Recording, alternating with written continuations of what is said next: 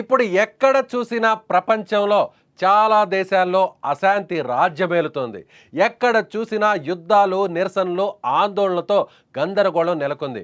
ఒకవైపు నేపాల్, మరోవైపు ఫ్రాన్స్లో అల్లర్లు కొనసాగుతున్న వేళ లండన్ వీధుల్లో ఇప్పుడు నిరసనలు హోరెత్తుతున్నాయి.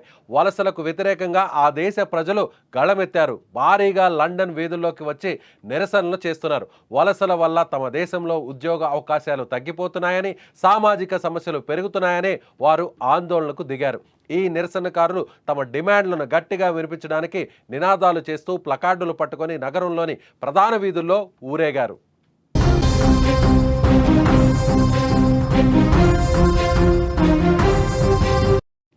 యాంటీ ఇమిగ్రేషన్ కార్యకర్త టామీ రాబిన్సన్ ఆధ్వర్యంలో యునైటెడ్ ది కింగ్డమ్ పేరిట జరిగిన ఈ ర్యాలీలో సుమారు 1,00,000 మందికి పైగా పాల్గొన్నారు. యూకేలో ఇప్పటి వరకు జరిగిన అతిపెద్ద నిరసన ప్రదర్శనలో ఇదొకటిగా నిలిచింది. ఈ సందర్భంగా పోలీసులు నిరసనకారుల మధ్య తోపులాటలు చోటు చేసుకున్నాయి. నిరసనకారులను అదుపులోకి తీసుకునే సమయంలో పోలీసులపై వాటర్ బాటిళ్లు, రాళ్లు, ఇతర వస్తువులతో దాడులు జరిగాయి. ఈ దాడుల నేపథ్యంలో పోలీసులు 26 మందిని అరెస్టు చేశారు.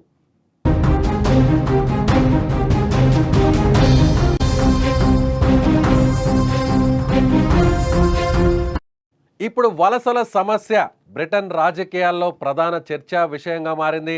రిఫార్మ్ యూకే తదితర పార్టీలకు ఇది కీలక ఎజెండాగా ఉండగా రాబిన్సన్ ఈ సమస్యను మరింతగా ప్రాచుర్యంలోకి తెస్తూ ర్యాలీలు నిర్వహిస్తున్నారని విమర్శలు ఉన్నాయి. టామీ రాబిన్సన్కు బిలియనీర్ ఎలన్ మస్క్ వంటి ప్రముఖుల మద్దతు ఉందనే వార్తలు కూడా వినిపిస్తున్నాయి.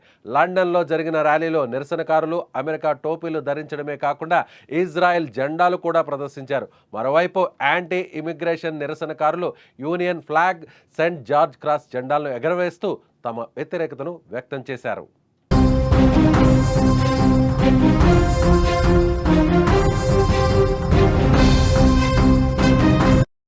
ఒకవైపు వలసలకు వ్యతిరేకంగా లక్షలాది మంది రోడ్డెక్కగా, మరోవైపు జాతీయ అహంకారాన్ని ఖండిస్తూ స్టాండ్ అప్ టు రేజిమ్ అనే నినాదంతో మరో ర్యాలీ జరిగింది. స్టాండ్ అప్ టు రేసిజం అనే సంస్థ నాయకత్వంలో జాతీయ అహంకారానికి వ్యతిరేకంగా 5,000 మంది ప్రజలు ర్యాలీలో పాల్గొన్నారు. ఈ ర్యాలీలో పాల్గొన్న వారు సమాజంలో సమానత్వం, ఐక్యతను ప్రోత్సహించాలని కోరారు.